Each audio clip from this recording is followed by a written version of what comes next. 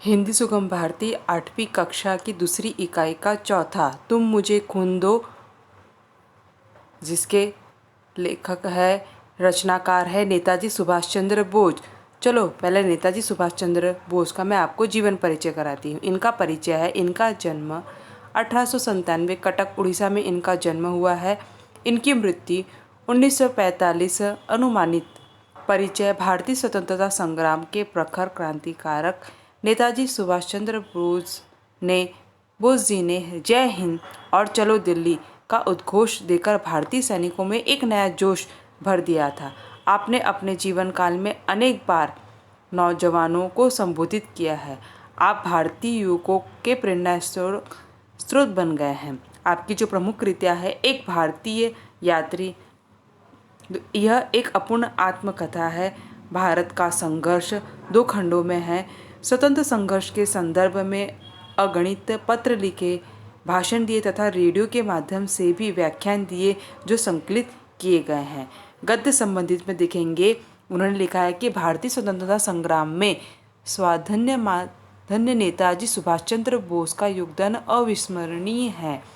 द्वितीय विश्व युद्ध के समय आज़ाद हिंद सेना को स्वतंत्रता प्राप्ति हेतु युद्ध करने के लिए प्रेरित करते हुए आपने यह भाषण दिया था कि आपका कहना था कि स्वतंत्रता की राह शहीदों के खून से ही बनती है, खून देकर ही आज़ादी की कीमत चुकाई जा सकती है।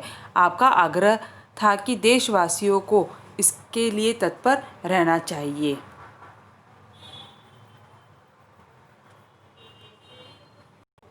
विद्यार्थियों, अब हम देखेंगे कि नेताजी सुभाष चंद्र बोस हमें क्या प्रेरणा देते हैं कि हमारे देश को स्वतंत्र करने में किन लोगों ने योगदान दिए, उसकी वे हमें भाषण के माध्यम से हमें जानकारी देते हैं। दोस्तों, 12 महीने पहले पूर्व एशिया में भारतीयों के सामने संपूर्ण सैन्य संगठन या अधिकतम बलिदान का कार्यक्रम पेश किया गया था।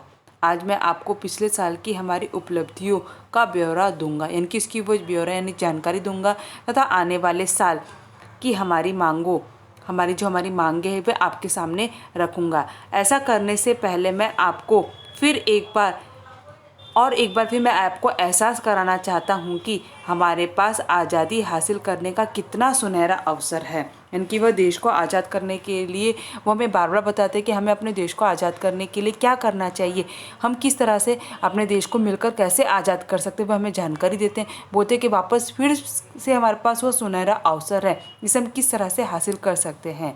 हमारे संघर्ष की सफलता के लिए मैं बहुत अधिक आशावादी हूँ, क्योंकि मैं केवल पूर्व एशिया के 30 लाख यानी कि जो भारतीयों के प्रयास पर निर्भर नहीं हूँ। भारत के अंदर एक विराट आंदोलन चल रहा है तथा हमारे लाखों देशवासी आज़ादी हासिल करने के लिए अधिकतम दुख सहन करने और बलिदान देने के लिए भी तैयार है।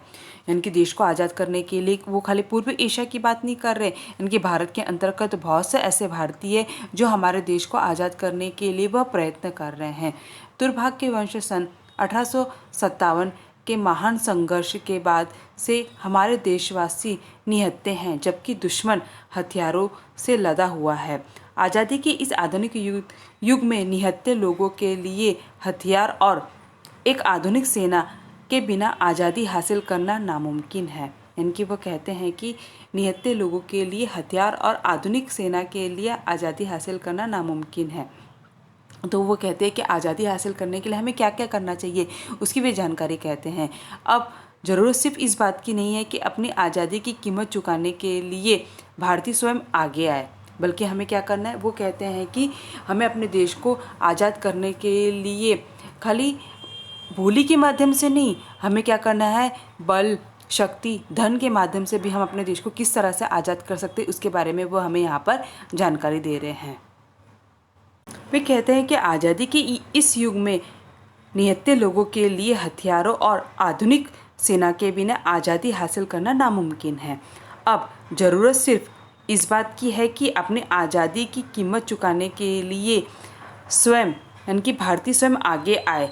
संपूर्ण सैन्य संगठन के कार्यक्रम के अनुसार मैंने आपसे जवानों, धन और सामग्री की मांग की थी, यानी कि हमें देश को आज़ाद करने के लिए हमें धन भी चाहिए, मजबूत बलवान जवान भी चाहिए और सामग्री भी चाहिए।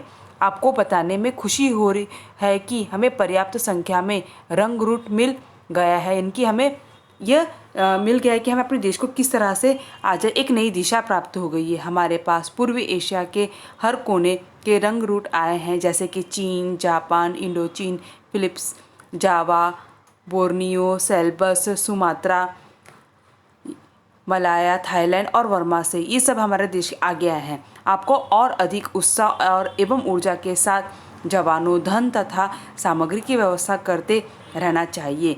विशेष रूप से आपूर्ति और परिवहन की समस्याओं का संतोषजनक समाधान होना चाहिए। सबसे बड़ी समस्या युद्ध भूमि में जवानों और सामग्री की कुमुक पहुंचाने की है।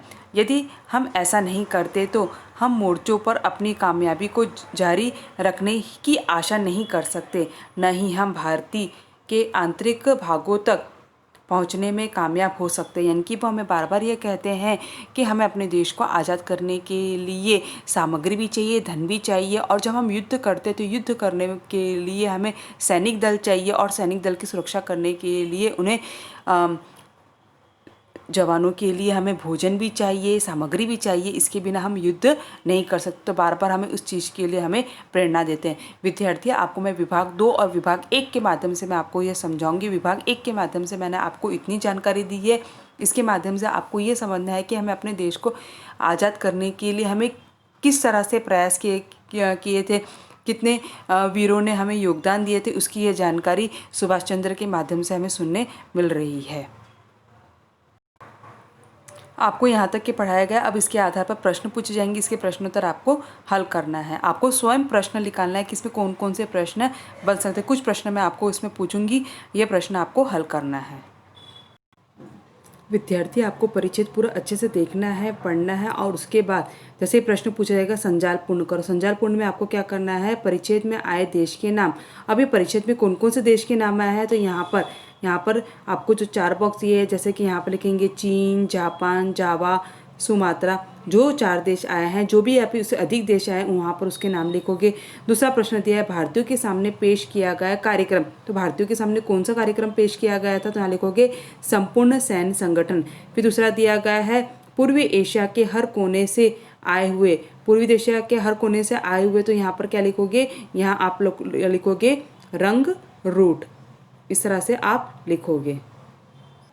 यहाँ पर दिया है सही शब्द चुनकर वाक्य फिर से लिखिए। हमारे पास आज़ादी हासिल करने का कितना अनुपम, सुनहरा या उत्तम अवसर। तो इसमें से जो उत्तर सही है वो आप लोगों को लिखना है। फिर देखिए हमें प्राप्त संख्या में रंग रूट, हथियार, बलिदान मिल गया। तो हमें क्या मिला था, रंग रूट। तो आप अपने अनुसार लिखोगे। आपने जो पहला परिच्छेद पढ़ा उसमें क्या उत्तर मिला, आपको वहाँ पर उत्तर लिखना है। उसी तरह यहाँ पर नीचे दिया गया है परिच्छेद में प्रयुक्त विशेषण ढूंढ के लिखिए। अब इस परिच्छेद में कौन कौन से विशेषण दिए गए हैं वो आपको ढूंढ के लिखना है। यहाँ पर आपको पहले का उत्तर भी दिया गया है, वो आपको देखना है।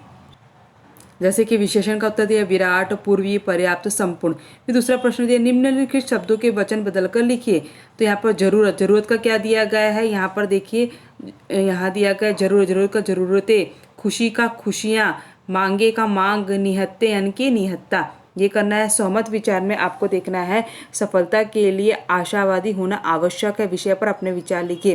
विद्यार्थी, सफलता के लिए अगर हम कोई भी कार्य करते हैं तो ये कार्य करने के लिए हमें आशा, यानी कि हमें हमेशा क्या करना चाहिए, लेकिन हमें हमेशा पॉजिटिव सोचना, हमें सकारात्मक सोचना चाहिए। तो हमें हर चीज़ में हमें क्या मिलती है, सफलता मिलती है। आप अपने विचार स्वयं अपने सहमत के आधार पर लिख सकते हैं। विभाग 1 के माध्यम से मैं आपको इतनी जानकारी दे रही हूँ। आगे मैं आपको पढ़ूंगी और उसके आधार पर आपको मैं प्रश्नोत्तर पूछूंगी। आपको जो भी प्रश्नोत्तर पूछा गया है वो अपनी नोटबुक में लिखोगे। पाठ का नाम लिखोगे, तुम मुझे खून दो, वहाँ पर थोड़ा सा जीवन परिचय लिखोगे। उसके बाद जो प्रश्नोत्तर आपको दिया गया है वो प्रश्नोत्तर आपको हल करना है।